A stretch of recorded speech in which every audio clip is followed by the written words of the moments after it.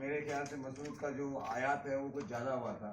लगभग हमारे यहाँ 8 से 10 लाख टन मसूर चाहिए। इस बार 16 लाख टन का इम्पोर्ट हुआ था। दूसरा हमारे यहाँ इस बार पिछले साल जो था वो येलो पीस का काफ़ी इम्पोर्ट हुआ था।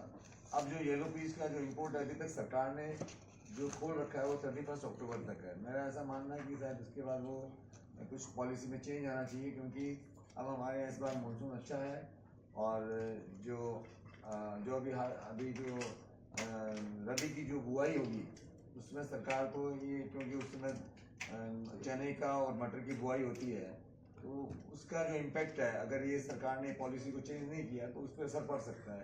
इसलिए मैं ऐसा सोचता हूँ कि इस पर कुछ ना कुछ पॉलिसी परिवर्तन आएगा। तो हो सकता है कि इस साल थोड़ा इम्पोर्ट जो पिछले साल था उससे कम होगा, और इस साल क्योंकि मानसून अच्छा है तो हमारा उत्पादन भी अच्छा होगा। तो उत्पादन अच्छा होगा तो हमारे यहाँ जो इम्पोर्ट है उस पर कुछ कमी आएगी। सर, इम्पोर्ट में अगर कमी आएगी तो क्या हम उम्मीद करें कि सस्ती भी कुछ ऐसा हो सकती है? कुछ दालें ऑलरेडी अगर आप देखेंगे लास्ट 1 महीने में सस्ती हो चुकी हैं। खासकर जैसे दालों के जो भाव थे, खासकर तुअर और उड़द के, तुअर में लगभग 1 महीने में 20 रुपये किलो की मंदी होलसेल प्राइस में आ चुकी है। एक महीने में 20 रुपये किलो की, जो एक बहुत सिग्निफिकेंट अमाउंट है, काफ़ी बड़ा अमाउंट है। और बाकी दालें भी जो है अगर आप देखें मटर के आयात की वजह से बाकी दालों पे भी काफ़ी असर पड़ा है, क्योंकि जो मटर है वो 35 रुपये किलो में बिक रही है, जो सबसे सस्ती दाल है। और इस प्राइस में मेरे ख्याल से दूसरे कोई भी जो एग्रीकल्चर प्रोडक्ट्स हैं खाने की, जो हमें जो रोज़ के खाने के लिए चाहिए, इस भाव में नहीं मिलते हैं। तो दालों के प्राइस मैं समझता हूँ काफ़ी कम हो चुके हैं, और सामने क्योंकि हमारा उत्पादन भी अच्छा होने वाला है खरीफ में, और आगे भी ऐसा अनुमान है क्योंकि हमारे मानसून अच्छा है, तो मेरे ख्याल से दालों के दामों में अब कोई वृद्धि नहीं होगी, दालों के दाम कम ही होंगे। दाल एक बहुत जरूरी चीज है जिंदगी के लिए, लेकिन आमतौर पे लोगों को हमेशा शक होता रहता है कि मैं दाल लेने जा रहा हूँ वो डुप्लीकेट तो नहीं है, वो धुलो तो कुछ अजब सा कलर निकलता है उसमें से। तो लोगों का जो ये शक बना हुआ है, इस पे कंट्रोल के लिए क्या चीजें हो रही? मेरे मित्र कि एक कोई आइसोलेटेड केस जरूर हो सकता है, बट ऊपरी तौर के ऊपर जो फसाई के रेगुलेशन है उसके अंतर्गत जो हम लोग सुनते हैं मार्केट में, इस तरह की कंप्लेन अगर कोई आइसोलेटेड केस में आए तो आए, वरना सभी कुछ बिल्कुल जेन्युइन और ओरिजिनल, उसके अंदर कोई अडल्ट्रेशन नहीं होता है। सर, प्रोडक्शन कितना होने के बाद मतलब you can say it is fit for the right production, और नहीं तो फिर मंगाना पड़ता है? देखिए हमारे यहाँ जो उत्पादन है वो जो है लगभग लास्ट 3-4 साल में 240 से 250 लाख टन का उत्पादन रहा है, और हमारी जो डिमांड है वो बढ़ती जा रही है। हमारा ऐसा अनुमान है कि 2030 तक हमें 400 लाख टन दालों की डिमांड हो जाएगी, क्योंकि हमारी कंजम्पशन बढ़ रही है, हमारा पॉपुलेशन बढ़ रहा है, हमारी जीडीपी बढ़ रही है, हमारी परचेजिंग प्राइस जो है, हमारे लोगों की जो परचेजिंग जो ताकत है वो बढ़ रही है, तो हमारी जो फूड की रिक्वायरमेंट है वो बढ़ती जाएगी। तो 400 लाख टन दालें हमें चाहिए। तो आपने जो पूछा कि हमें कितनी दाल चाहिए आत्मनिर्भर होने के लिए, तो ये कहना बहुत मुश्किल होगा, क्योंकि आत्मनिर्भरता जो हमारे डॉक्टर गुलाटी साहब ने भी जो अपने स्पीच में कहा कि ये एक नारा हो सकता है, लेकिन इस पर हमें बहुत काम करना होगा। मैं उनको कहूँगा कि राधा जी कुछ इसके बारे में बताएं। धन्यवाद। देखिए, देश सिर्फ नारों से नहीं चलता। नारे तब मीनिंगफुल होते हैं जब उसके पीछे कुछ पॉलिसीज ऐसी हों जो उस दिशा में आपको आगे लेके जाए। जो मुझे लगता है जो पॉलिसीज चल रही हैं अगर उस तरह से चलती रही तो 2030 तक मेरा जो अनुमान है 80 से 100 लाख टन इंपोर्ट करना पड़ेगा। समझे? मजबूरी समझ लीजिए, लेकिन मैं इसको सोचता हूँ मजबूरी नहीं, ये कम हो सकता है, सेल्फ सफिशिएंसी आ सकती है अगर आप नीतियाँ बदलें।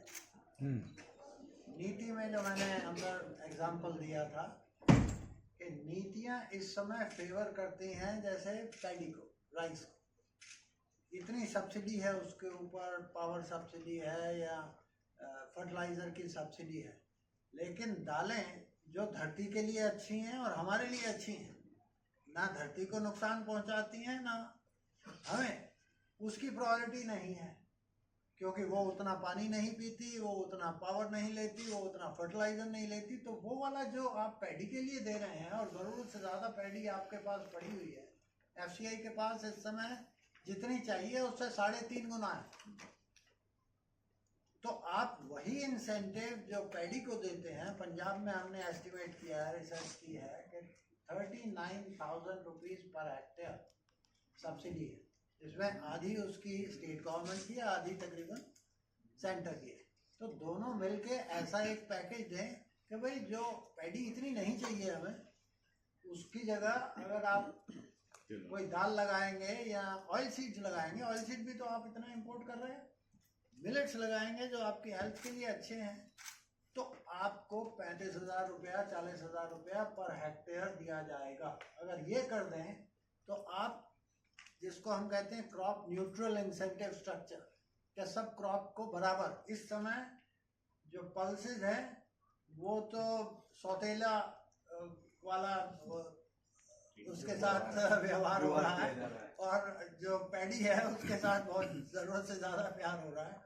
लेकिन पैडी ना धरती के लिए अच्छी है इस समय, जो जितना फर्टिलाइजर लगा रहे हैं और मीथेन क्रिएट कर रहे हैं, ग्रीन हाउस गैस एमिशंस कर रहे हैं, और ना सेहत के लिए बहुत ज़्यादा अच्छी है।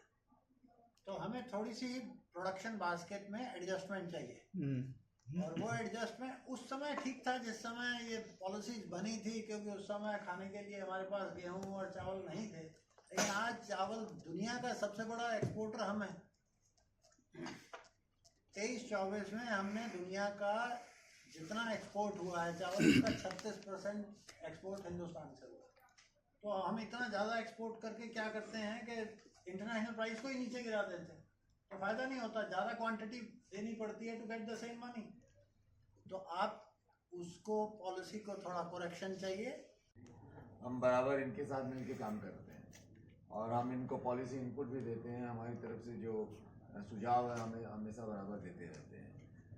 हमें अभी जो IPJ की जो हमारी जो आप जो डिमांड बोल रहे हैं, हम डिमांड नहीं करते हैं, हम चाहते हैं कि इसमें एक विज़न हो, एक सुझाव हो कि देश की जो आत्मनिर्भरता की बात कर रहे हैं, डॉक्टर गुलाटी साहब ने जो सुझाव दिए हैं कि किस तरह हम इसकी तरफ बढ़ सकते हैं, इस पर एक प्रॉपर प्रोग्राम होना चाहिए, एक विज़न होनी चाहिए कि हमें इस तरह आगे बढ़ना है।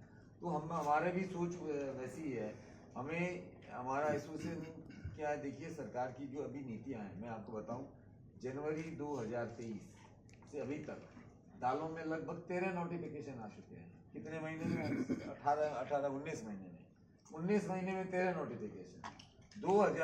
अगस्त 2017 में सरकार ने दालों पे प्रतिबंध लगाया था इंपोर्ट के लिए, उसके बाद 80 नोटिफिकेशन आ चुके हैं 5 साल में। तो आप सोचिए कि ट्रेड की क्या हालत होगी।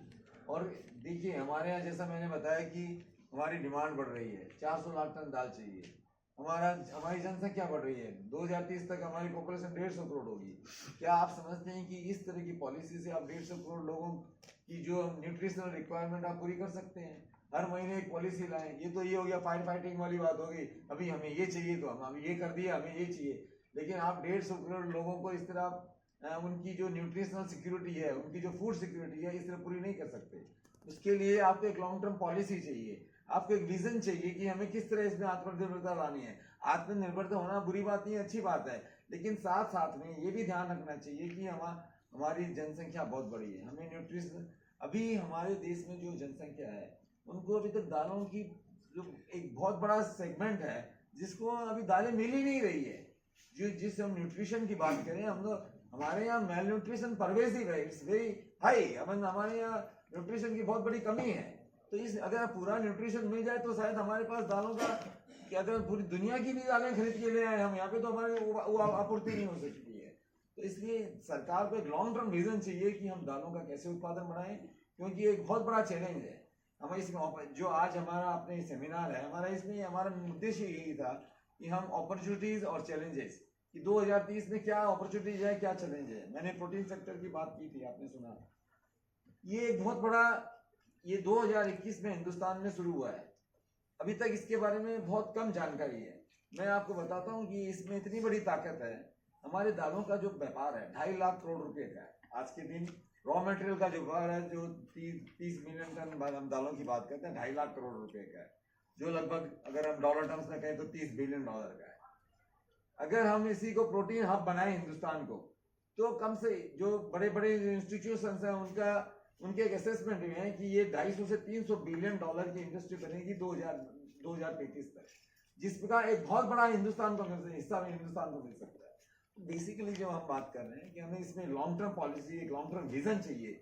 ये जो अभी जो पॉलिसी आ रही है कि आज कुछ चाहिए, कल एक नोटिफिकेशन इशू किया, हम व्यापारी वर्ग, हमारा ट्रेड, हमारे एसोसिएशन आज 80 से 90% ट्रेड को रिप्रेजेंट करता है। हम इसमें बहुत बुरी तरह से परेशान हो चुके हैं और हम सरकार से आग्रह करते हैं कि आप इसके एक पॉलिसी, हम और सरकार के साथ मिलकर काम करना चाहते हैं। हमें इससे कोई विरोध नहीं है, हम इससे सरकार के साथ मिलकर काम करना चाहते हैं ताकि एक सिर्फ ये व्यापार की नहीं, ये हमारे देश के लिए हमारे जितने स्टेक होल्डर्स है, वो फार्मर है, कंज्यूमर है, सरकार है। आज हम कहते हैं कि आप ड्यूटी लगाओ, जब बहुत ज्यादा इंपोर्ट हो रहा है तो आप ड्यूटी लगाओ, तो सरकार से उसको रेवेन्यू मिलेगा। तो ये सब सारे प्रपोजल हम बार बार उनको देते आए हैं। तो हमें चाहिए कि अब नई सरकार बनी है,